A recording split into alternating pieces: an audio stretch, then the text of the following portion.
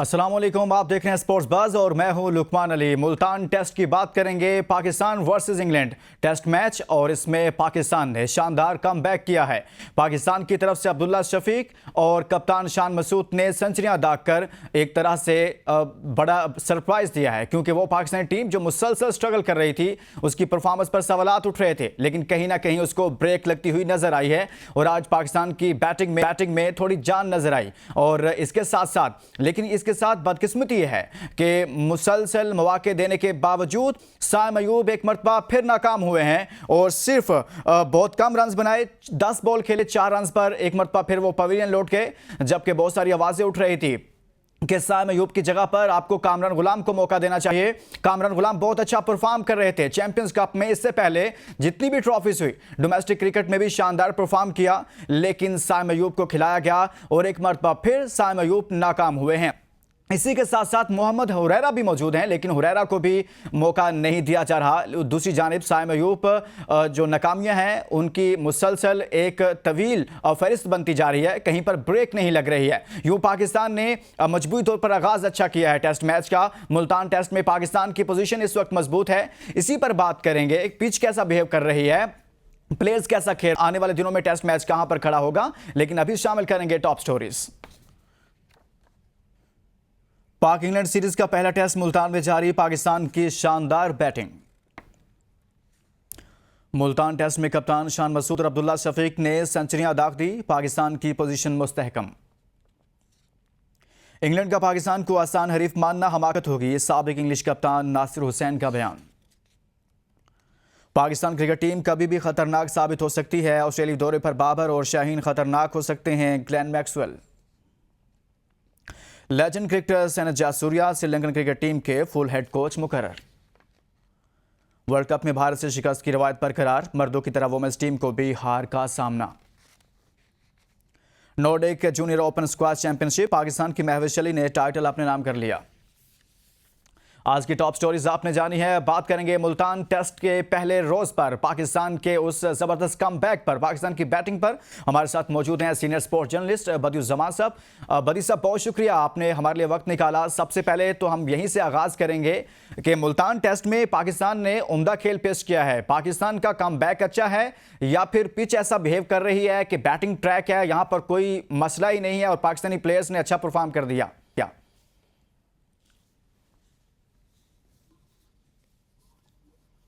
देखिए,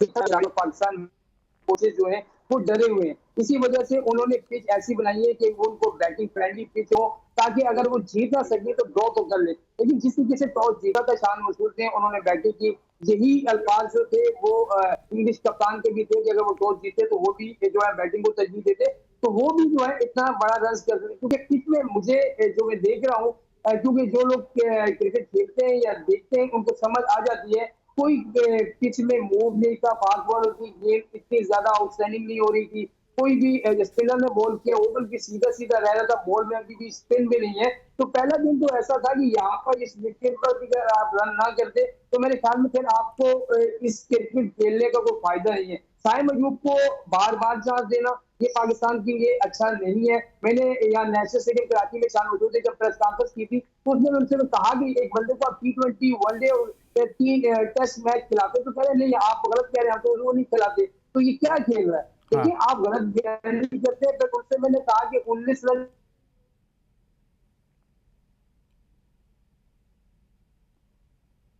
अभी से आप खेल, आपको याद होंगे हमने बांग्लादेश के खिलाफ भी पहली इनिंग्स में बनाए थे और फिर वही टेस्ट हम हार भी गए थे। तो यहाँ पर सिर्फ मेरे ख्याल में बाबर आजम है, सऊद शकील है या रिजवान है, आगा सलमान ने भी बैटिंग की।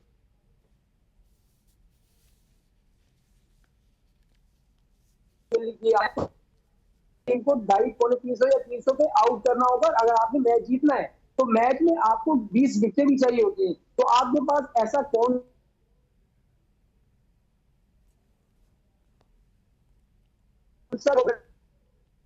एकदम कम बैक कर रहा है, क्या वो इस तरह की बॉलिंग कर पाएगा? फिर अबरार अहमद जो बांग्लादेश के खिलाफ उसने बॉलिंग की, क्या उसकी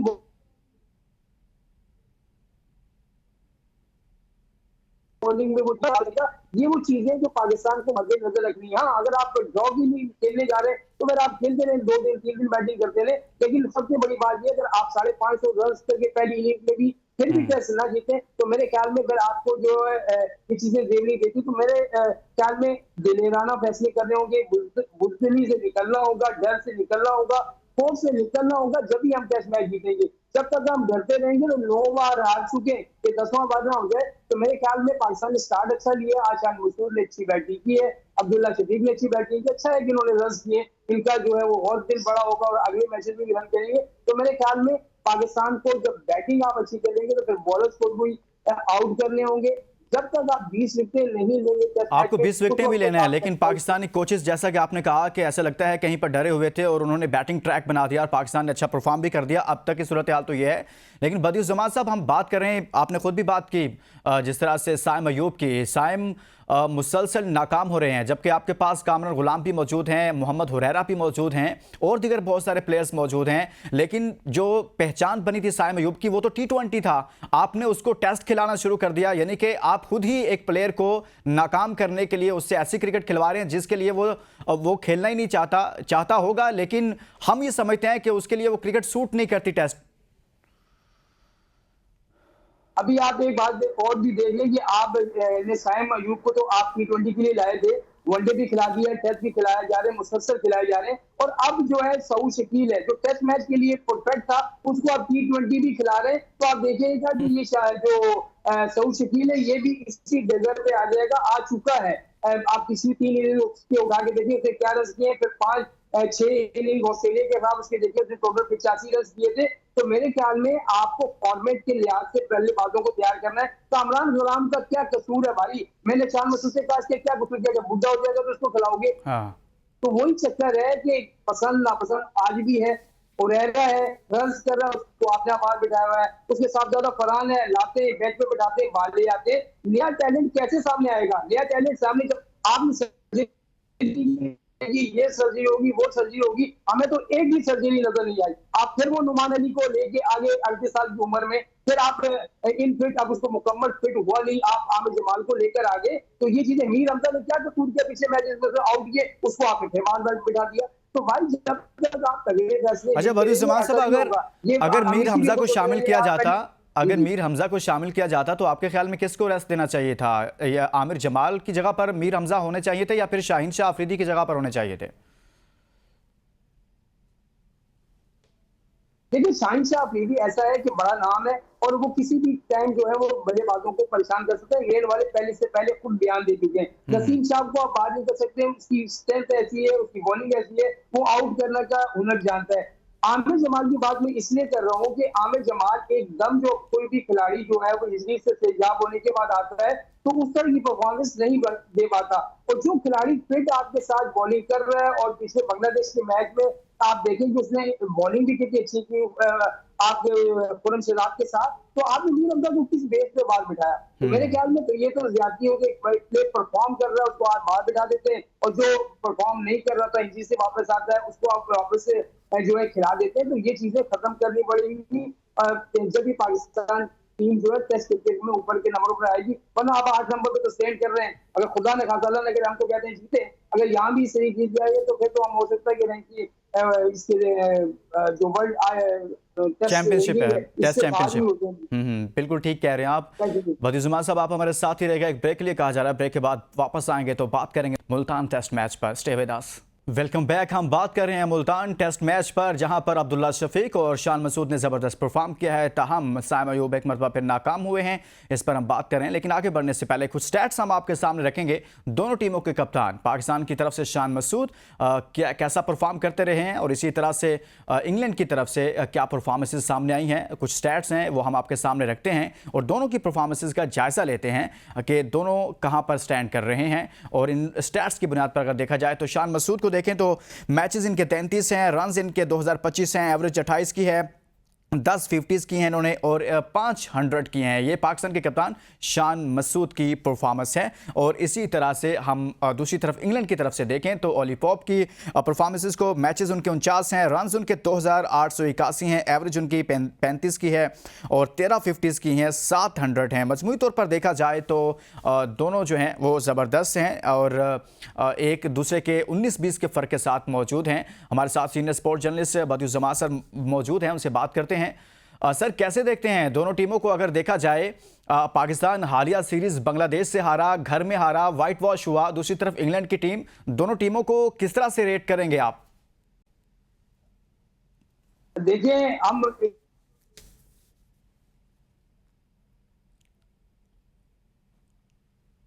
ये अगर बाहर मुल्कों में भी ऑस्ट्रेलिया इंग्लैंड से हार के आ जाए, जनूबी अफ्रीका न्यूजीलैंड से हार जाए और फिर पाकिस्तान में भी आ रहे हैं, तो फिर इन इंटरनेशनल खिलाड़ियों का फायदा क्या है जो कंडीशन को नहीं समझ नहीं पाते। जो अभी आप स्ट्रेस का जिक्र कर रहे थे, तो मैं आपको स्ट्रेस ये बताता हूँ कि लास्ट 19 इनिंग्स जो खेली थी शान मसूद ने, उसमें उसने 450 किए थे, 19 रन की उसकी एवरेज है। फिर 10 इनिंग्स में जो अब्दुल्ला शरीफ ने 150 किया था और उसकी एवरेज भी जो है वो तकरीबन 20 रन की है। तो ये सेट के साथ आप एक टेस्ट क्रिकेट खिलाड़ियों को कप्तान भी बना देते हैं और उसको ओपन बल्लेबाजी भी करा देते हैं। तो मेरे ख्याल में इस टेस्ट मैच में अगर उन्होंने सेंचुरी की है तो इसे उनके स्टार के ऊपर नहीं आ जाएंगे।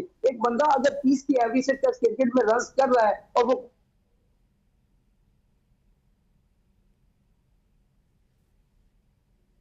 कप्तान है तो 30 रन करते हैं, 50 करते हैं, फिर आप उसको बड़े रन में कन्वर्ट करते हैं।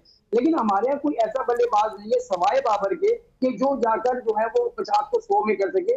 बाबर के भी तनकीद इस वजह से होती रही, वो प्रेशर में रहा, उसने जो है वो कप्तानी का अलग प्रेशर, लेकिन हम छोड़ना भी तो कुछ नहीं चाहते। भाई अगर आप कप्तानी आपसे नहीं होगी आप छोड़ दें, बोले भाई एज अ बैट्समैन मैं खेल रहा हूँ, मुझे खिलाओ, मैं रन करूंगा, जो मेरा काम है वो मैं करूंगा। लेकिन यहाँ ओहदा किसी को बुरा नहीं लगता, ये कुर्सी किसी को बुरी नहीं लगती। तो ये कुर्सी के चक्कर में, लीडरशिप के चक्कर में जो है हम मारे जाते हैं। तो बड़ी अच्छी बात की थी यूनुस खान ने, उन्होंने कहा कि हमारे पास कप्तान तो है लेकिन हमारे पास लीडर नहीं है।